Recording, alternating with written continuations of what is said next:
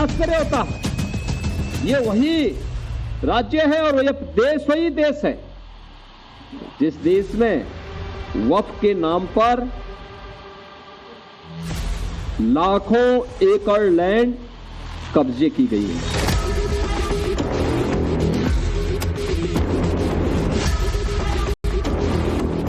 ये लैंड राजस्व के रिकॉर्ड में फिर से आएगी तो एक गरीबी हाई राइज बिल्डिंग का, मल्टी स्टोरी बिल्डिंग का लाभ उठा पाएगा। उसको भी वहां अच्छे फ्लैट सरकार बना करके उपलब्ध करवा देगी।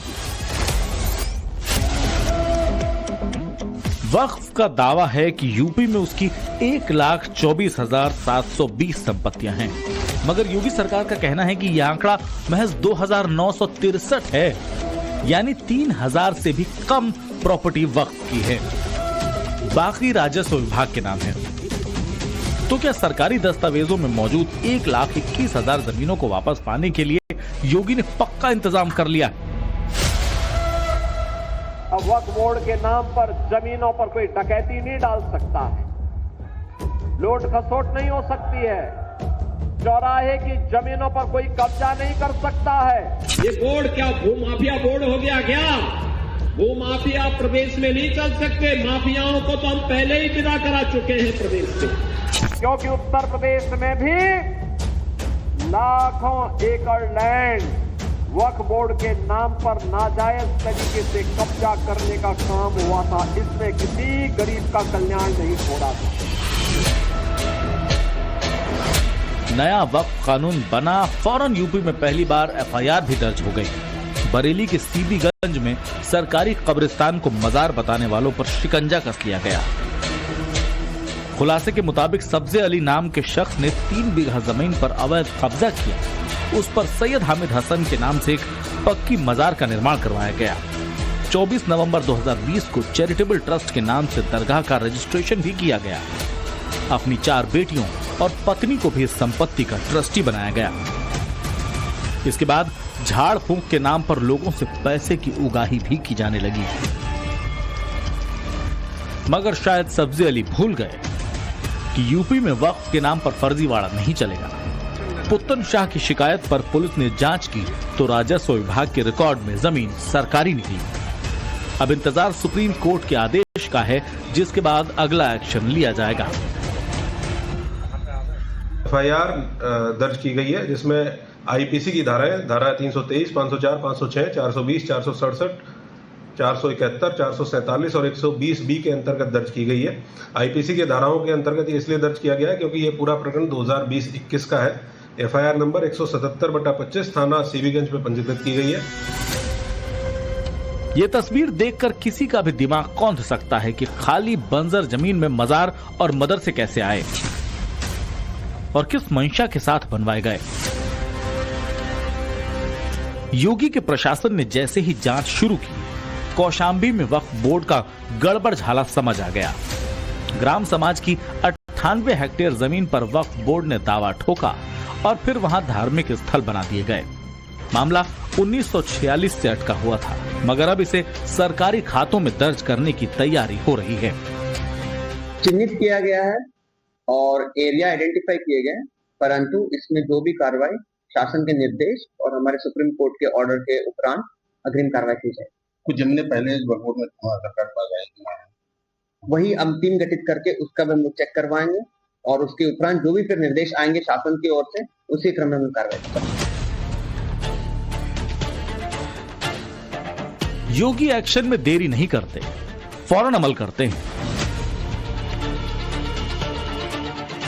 इसका उदाहरण संभल से आई इस तस्वीर के जरिए समझ सकते हैं। वही संभल जहां विवादित ढांचों को लेकर पत्थर चलाए गए, आज वहां वक्फ कानून बनते ही जमीन की नापतोल हो रही है। चंदौसी इलाके में दरगाह जनेटा शरीफ के आसपास राजस्व विभाग के अधिकारी इस बात की पैमाइश कर रहे हैं कि वक्फ के नाम पर कौन सा गड़बड़ झाला किया गया।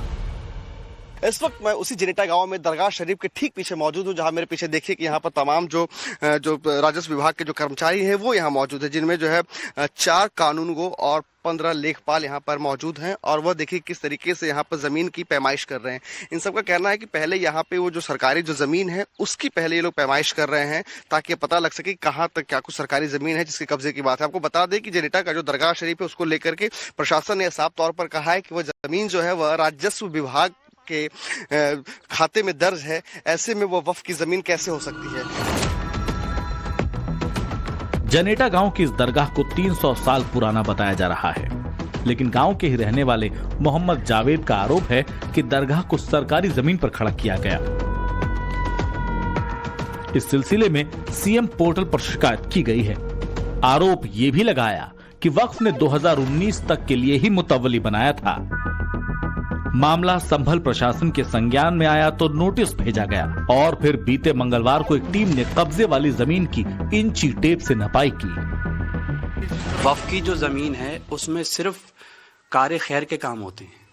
मस्जिद, मज़ार, मुसाफिर खाना जो ज़ायरीन के लिए शेड प्रोवाइड किया गया है ताकि गर्मी वगैरह में आराम से उसमें आराम कर सकें, और बाकी लंगर खाना है उसमें भंडारा वगैरह गरीबों के लिए होता है। बस वो वक्फ बोर्ड की जायदाद है और वक्फ बोर्ड में दर्ज है और वक्फ बोर्ड ही में उनकी सेटिंग है, इसीलिए उन पर कोई कार्रवाई नहीं हुई और 2019 से उनका कार्यकाल खत्म हो गया। दरगाह जनेटा शरीफ की देखभाल करने वालों की दलील है कि ये जमीन सुन्नी वक्फ बोर्ड में दर्ज है, जिसके कागजों की एक कॉपी राजस्व विभाग को दी गई, मगर प्रशासन का दावा है कि दस्तावेजों में कमी है, इसीलिए आखिरी फैसला सुप्रीम कोर्ट के डिसीजन के बाद लिया जाएगा। हालांकि सरकारी जमीन पर उर्स का मेला कैसे लगा, इसकी इन्वेस्टिगेशन स्टार्ट कर दी गई है। वो कथित व्यक्ति के द्वारा यहाँ पर उर्स का मेला लगवाया जाता है और स्थानीय नागरिकों का ये कहना है कि इस दरगाह की मासिक आमदनी 20 से 25 लाख रुपए है। तो उन पैसों का क्या होता है, उसका क्या हिसाब है, और मुतवल्ली इनको वक्फ बोर्ड ने बना रखा। इन्होंने जो कागजात दिए हैं उसके अनुसार आज की डेट में यह मुतवल्ली नहीं है। इन सब कागजों की छानबीन की जा रही है। देखिए, वक्फ के नाम पर जो संपत्तियां बनाई गई उनका इस्तेमाल किस तरह से हो रहा है। योगी सरकार ने इसे लेकर रिपोर्ट मंगाई तो जांच में बहुत बड़ी बात सामने आई। बात दरअसल गड़बड़ झाले को लेकर सामने आई। मुजफ्फरनगर से आई रिपोर्ट में पता चला कि 1498 वक्फ संपत्तियों का सही इस्तेमाल हो रहा है और 178 ऐसी हैं जिस पर मकान या फिर दुकान बना दिए गए, यानी कि पर्सनल यूज के लिए उस लैंड का इस्तेमाल किया जा रहा है।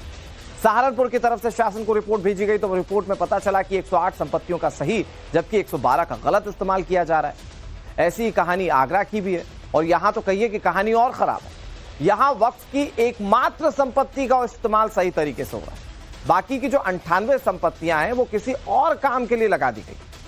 बस्ती की बात करते हैं, यहां 5 वक्फ संपत्तियां सही तरीके से यूज हो रही हैं, जबकि 47 ऐसी हैं जिसका इस्तेमाल जहां नहीं किया जाना चाहिए वहां हो रहा है। उन्नाव की रिपोर्ट में भी गड़बड़ झाला सामने आया। यहां 7 वक्फ प्रॉपर्टी का सही तो 40 का दूसरे कार्यों में इस्तेमाल किया जा रहा है। ऐसे ही लखीमपुर खीरी की बात करते हैं, यहां 23 प्रॉपर्टी का सही इस्तेमाल हो रहा है जबकि 20 ऐसी हैं जिसका इस्तेमाल गलत तरीके से किए जाने की रिपोर्ट सामने आई। पीलीभीत का हाल भी ऐसा है, यहां 17 वक्फ संपत्तियां सही तो 17 ही दूसरे कामों में लगा देने वाली प्रॉपर्टीज है। इटावा की बात करते हैं, यहां 11 संपत्तियों के सही तो 11 संपत्तियों के गलत इस्तेमाल होने की रिपोर्ट सामने आई। अमेठी में 6 वक्फ संपत्तियों का इस्तेमाल ठीक तरीके से हो रहा है, वो धार्मिक काम में लगी है, जबकि 6 संपत्तियां ऐसी हैं इटावा में जिसका इस्तेमाल गलत तरीके से हो रहा है। वक्फ कानून बनते ही मध्य प्रदेश के पन्ना में अवैध मदरसे को पहले तो उसके संचालक के हाथों से गिरवाया, मगर डर इतना ज्यादा कि बुलडोजर भी चलवा दिया गया। मध्य प्रदेश की तस्वीर के सामने आने के बाद सवाल उठ रहा है कि क्या यूपी में भी अवैध संपत्तियों पर यही तरीका नजर आएगा। वक्फ बोर्ड का दावा है कि अयोध्या में 3652 जमीनें उसकी हैं, जबकि सरकार का कहना है कि इनमें से 2116 सरकारी जमीनों पर हैं। शाहजहांपुर के वक्फ के दावों में 2589 जमीनें हैं, जबकि सरकार कहती है कि इनमें से 2371 संपत्तियां तो सरकार की हैं। वक्फ के दावे में 3365 संपत्तियां रामपुर में उसकी हैं, लेकिन प्रशासन के सर्वे में सामने आया कि 2363 सरकारी जमीनें हैं। वक्फ बोर्ड के मुताबिक जौनपुर में उसकी 4167 संपत्तियां हैं, लेकिन सरकारी रिकॉर्ड के मुताबिक 2096 संपत्तियां अवैध तरीके से कब्जाई गई हैं। वक्फ बोर्ड ने 3499 संपत्तियां बरेली में होने का दावा किया, लेकिन सरकार कह रही है कि इनमें से 2000 प्रॉपर्टीज सरकारी रिकॉर्ड में हैं। बताया जा रहा है कि योगी ने खुद फाइलें मंगाई हैं और ये जांचा परखा जा रहा है कि इनका किया क्या जाएगा। 5 मई 2025 की तारीख मुकर्रर कर दी गई है।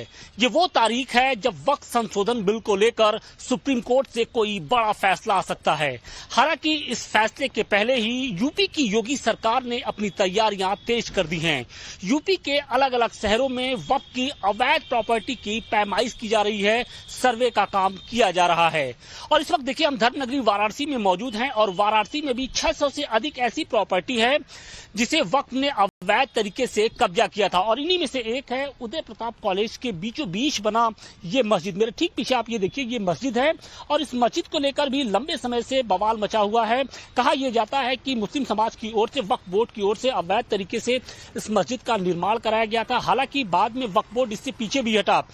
बाद में यहाँ पर जो नमाज होती थी उसे बंद कर दिया गया। लेकिन अब छात्रों की ये मांग है कि चूंकि ये प्रॉपर्टी अवैध तरीके से यहाँ पर बनाई गई है, इसकी आड़ में कहीं ना कहीं पूरे कॉलेज के अधिकांश हिस्से को हड़पने की साजिश रची जा रही थी। ऐसे में अब इस मस्जिद को हटाया जाए, यानी जो कब्जा है वो मुक्त कराया जाए। हम सभी को माननीय सुप्रीम न्यायालय पर पूरा भरोसा है कि 5 तारीख को सुप्रीम कोर्ट से भी ये बिल पास हो जाएगा। और हम लोगों ने जो एक आंदोलन किया था, छात्रों का एक समूह बड़ा आंदोलन किया था, जिसपे वक्फ ने लिख के ये दिया कि ये प्रॉपर्टी वक्फ बोर्ड की नहीं है, तो निश्चित रूप से ये अवैध प्रॉपर्टी है। तो हम सभी छात्रों की लगातार मांग है कि इसको हटाया जाए। और माननीय महाराज जी तक भी हम लोगों ने पत्राचार किया। माननीय महाराज जी के, माननीय मुख्यमंत्री जी के संज्ञान में आई ये प्रकरण। योगी का अपना स्टाइल है, फिर चाहे वो माफियाओं से निपटने का हो या दंगाइयों से जुर्माना वसूलने का। माना जा रहा है कि योगी वक्फ प्रॉपर्टी वाले मिशन पर भी अपनी फुल तैयारी कर चुके हैं। वक्फ के नाम पर कब्जा की गई अवैध संपत्ति को छुड़ाया जाएगा। इसमें जो भी दोषी पाया जाएगा उसके खिलाफ कार्रवाई होगी और फिर उस जमीन पर अस्पताल, कॉलेज और गरीबों के लिए आवास बनाए जाएंगे। भले ही सियासी दल योगी को लेकर नैरेटिव बना रहे हों, लेकिन मुस्लिम समुदाय से जुड़े कई लोग ऐसे हैं जो योगी आदित्यनाथ के एफर्ट की तारीफ कर रहे हैं कि इसके ऊपर तालीमी इदारे बने ताकि कौम का फलाह हो, कौम की तरक्की हो और इससे कौम को फायदा पहुंचे। अस्पताल बने, रफ़ाए आम के काम किए जाएं। लेकिन मैं हरगिज इस बात को नहीं मानता कि वक्फ की जमीन जबरदस्ती कब्जा की हुई जमीन है जिसके ऊपर वक्फ किया गया है। ये बिल्कुल गलत है। जबरदस्ती किसी की जमीन को छीन करके दान कर देना, वक्फ कर देना, ऐसा नहीं हो सकता, नहीं हो सकता, नहीं हो सकता। अभी ये नहीं कहना चाहिए कि हम इसको लागू करेंगे या नहीं लागू करेंगे। अभी हमें देश की सर्वोच्च न्यायालय जो हमारी है, सुप्रीम कोर्ट ऑफ इंडिया, उसकी तरफ हम देख रहे हैं। और जो सॉलिसिटर जनरल ने टाइम मांगा है 1 हफ्ते का, 1 हफ्ते के टाइम के बाद में देखिए सरकार क्या निर्णय लेती है, हमारी जो सुप्रीम कोर्ट है क्या निर्णय लेती है। जो भी वो निर्णय लेगी उसी के ऊपर अमल किया जाएगा।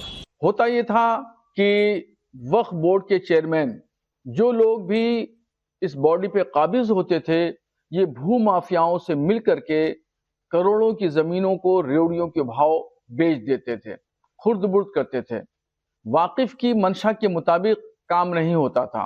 वाकिफ की मंशा ये थी कि उससे होने वाली आमदनी गरीब, कमजोर, बेवा और यतीम मुसलमानों पर खर्च की जाए, मगर ये तमाम चीजें न हो करके ये सब अपनी पॉकेट में जाती थी। तो सवाल फिर वही है कि कौन है जो वक्फ के नाम पर भड़का रहा है? क्या डर इस बात का है कि योगी आदित्यनाथ के पास वक्फ से जुड़ी 1.25 लाख प्रॉपर्टीज की पूरी डिटेल है, इसीलिए अलग अलग थियोरी और फेक एजेंडे से एक्सपेरिमेंट किया जा रहा है। वक्फ कानून को लेकर बीजेपी ने लखनऊ में पहली कार्यशाला की, जिसमें अल्पसंख्यक समुदाय से जुड़े लोग भी शामिल हुए। आगे भी समूची यूपी में संवाद और संपर्क के जरिए भ्रम और कंफ्यूजन दूर किया जाएगा। हमारी जवाबदेही आम मुसलमानों के लिए, हमें आम मुसलमानों के भले के लिए काम करने के लिए सत्ता की इस कुर्सी पे बैठाया गया है। प्रधानमंत्री मोदी जी को फिर से तीसरी बार प्रधानमंत्री देश के आम जनमानस ने बनाया। उत्तर प्रदेश में दूसरी बार मुख्यमंत्री योगी आदित्यनाथ जी को उत्तर प्रदेश की आम जनता ने बनाया। तो आम जनता के लिए क्या हमारी जिम्मेदारी होनी चाहिए, उस जिम्मेदारी पर हम काम कर रहे हैं। और अगर हम ये कहते हैं कि वक्फ बोर्ड पे स्कूल, कॉलेज, हॉस्पिटल बनने चाहिए, तो जिन्हें इससे दिक्कत हो रही है, ये सोचने का विषय है कि आखिर स्कूल, कॉलेज से मुसलमानों के डेवलपमेंट से कांग्रेस और सपा को क्यों दिक्कत हो रही है। योगी आदित्यनाथ ने वक्फ कानून को लेकर जिस तरह की तत्परता दिखाई है, उससे एक बात तो क्लियर है, न तो विरोध प्रदर्शन के दौरान किसी तरह की हिंसा हुई और न ही वक्फ की अवैध संपत्तियों पर एक्शन के दौरान किसी को दिक्कत होगी। हाँ, इतना जरूर है कि कुछ मौलाना जमात और मुस्लिम वोट बैंक की राजनीति करने वालों की नींद उड़ रही है।